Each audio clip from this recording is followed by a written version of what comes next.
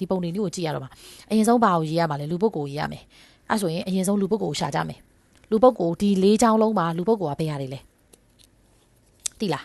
၄ချောင်းလုံးမှာလူပုဂ္ဂိုလ်ကဘယ်ရတယ်လဲအရင်ဆုံး၄ချောင်းမှာဆိုငါတွေ့ပြီနံပါတ်1အချောင်းမှာဆိုသူ့ကိုတွေ့ပြီနံပါတ်3ချောင်းမှာဆိုနင်တို့တွေ့ပြီနံပါတ်4ချောင်းမှာဆိုငါတို့တွေ့သွားပြီအဲ့ဆိုတေချသွားပြီနံပါတ်1အချောင်းကဝေါ်ဆိုတဲ့စကားလုံးဖြစ်မယ်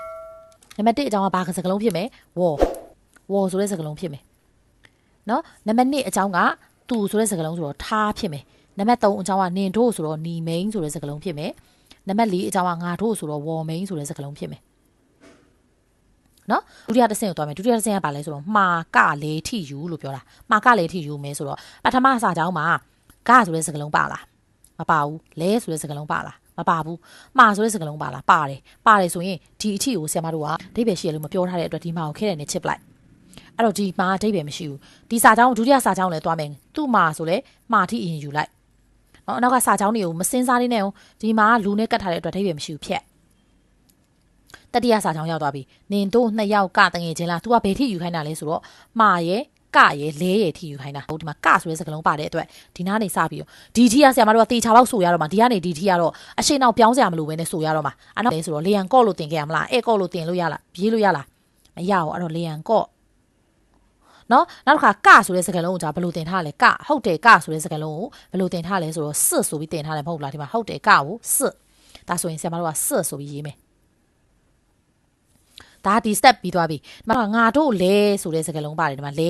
ဆရာမယူခိုင်းတာမှားရဲ့ကရဲ့လဲရဲ့အထိယူခိုင်းတာဖြစ်တဲ့အတွက်လဲကိုတွေ့ပြီဆိုတာနဲ့လဲအထိကိုဒီနားမှာလဲအထိကိုယူပြီးတော့ဒီနောက်ကဟာတွေမစင်းစားနေတယ်ဒါဆိုတေချာသွားပြီဆရာမတို့ကဝေါ်မိန်ရဲဆိုတဲ့စကားလုံးကရေးရတော့မှာ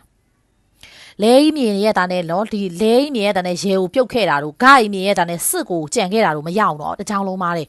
ဒီထိတေချာသွားပြီဆိုရင်ဆရာမတို့ကမှာကလဲအထိယူပြီးပြီဆိုတာနဲ့ဆရာမတို့ကဘာကိုရှာရမအောင်ရှိတယ်မရှိဘူးရှာမယ်โอเคဒီမှာဆိုငါကိုရေးပြီးပြီဆိုတော့ဒီမှာရှိတယ်မရှိဘူးတွေ့လားပထမတစ်ကြောင်းမှာရှိတယ်ဆိုတဲ့အစကလုံးအနောက်ဆုံးဖြစ်သွားရင်မလားအနောက်ကနေအရှိကိုအစင်လိုက်ပြန်ယူမှာသူ့ရဲ့အရှိမှာဘာလဲဆိုတော့အကိုပဲကြံတော့တယ်အဲ့တော့ဒီဟာရေးရမှာဒါဆိုရင်ရှိတယ်ဆိုတဲ့စကားလုံးဘယ်လိုတင်ထားလဲဒီမှာရှိတယ်ဆိုတဲ့စကားလုံးကိုယုံဒါဆိုရင်ဝေါ်ယုံအကိုဆိုတော့ကောအဲ့လိုဖြစ်သွားပြီဒီမှာဆိုရင်လဲဆရာမတို့ကသူ့မှာဆိုတဲ့စကားလုံးထိယူထားပြီးပြီဆိုတော့ဘာကိုလိုက်ရှာတော့မှလဲဆိုတော့ရှိတယ်မရှိဘူးရှာတော့မှဒီမှာမရှိဘူးဆိုတော့မေယုံထားမေယုံအမသူ့ရဲ့အရှိမအမလေးကြံခဲ့တယ်ဆိုတော့ကျဲ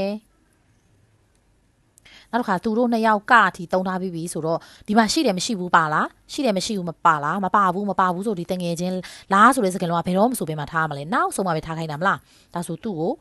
ဖုံးယုံမလို့ရေးမယ်ဖုံးယုံမရှိတယ်မရှိဘူးလေရေးကြမလို့တော့ဝေါ်မိန်ငါတို့လဲဆိုတော့ဝေါ်မိန်ရဲ့နောက်တစ်ခါဆရာမတို့ကလဲထိယူပြီးပြီဆိုတော့ဘာလိုက်ရှာမှာလဲရှိတယ်မရှိဘူးရှာမယ်ဒီမှာရှိတယ်ကိုတွေ့ပြီးရှိတယ်ဆိုရင်ယုံ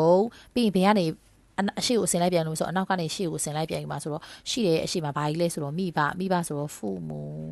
ဒီပုံစံဖြစ်မှာ